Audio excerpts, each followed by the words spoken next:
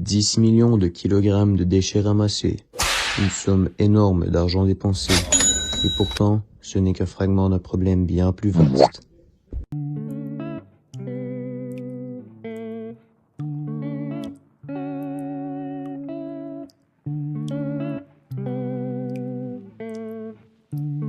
La nature, dans le fond, c'est notre mission première, OK?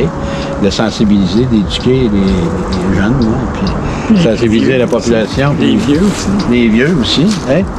Puis les entreprises, les gouvernements aux problématiques des dépotoirs illégaux. Quand on fait ça, on vient régénérer la forêt.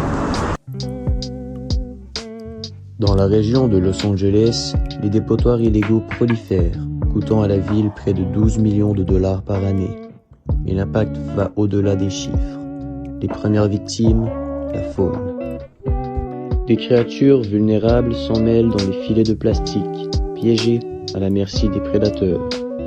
D'autres ingèrent des débris toxiques, tombant malades en silence.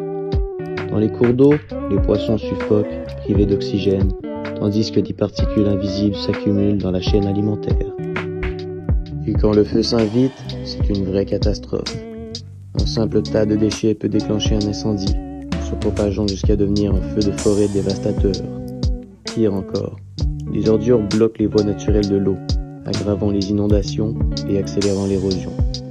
Le carbone, quand on parle de ça en économie circulaire, c'est que les forêts, l'océan, puis les champs, ça capte le carbone de l'atmosphère, puis ça le séquestre dans le sol ou dans les arbres.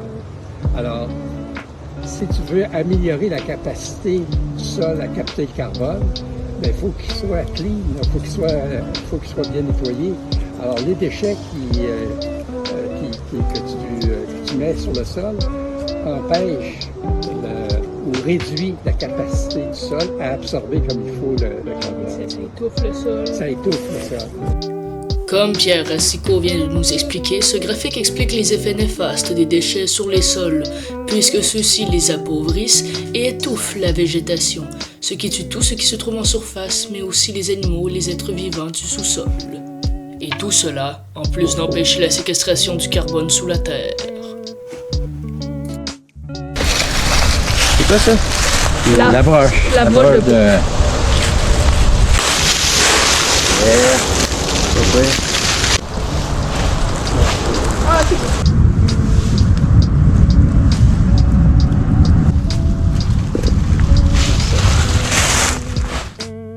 Lutter contre le fléau des décharges illégales nécessite bien plus que des chiffres. Cela demande une stratégie collective, audacieuse et surtout innovante. Dans cette bataille, les solutions se multiplient. C'est pourquoi PureNat s'engage sur le terrain, organisant des nettoyages terrestres dans les forêts, rivières et réserves écologiques. Mais pour que ces efforts portent fruit, il faut agir en amont. PureNat œuvre main dans la main avec les municipalités pour créer des points de collecte accessibles, là où les déchets doivent être déposés correctement, loin des écosystèmes fragiles. Et puis, il y a les technologies avancées. Vosker, par exemple, propose des caméras intelligentes capables de surveiller les ondes sensibles, détectant chaque dépôt illégal, chaque déchet abandonné, pour garantir que la nature reste protégée, que les eaux restent pures et que la faune ne soit pas sacrifiée. Ensemble, ces solutions forment un rempart contre la dégradation de notre planète. Une réponse collective où la technologie, l'éducation et l'action concrète se croisent pour offrir un futur où les décharges illégales ne feront plus partie du paysage.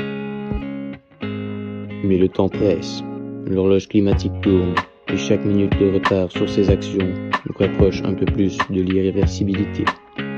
Chaque déchet mal jeté, chaque action négligée est une minute de plus sur l'horloge, une minute que nous ne pouvons pas nous permettre de perdre.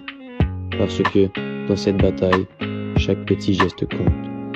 Chaque action, chaque décision est un pas vers la préservation de notre monde et un délai gagné pour la planète.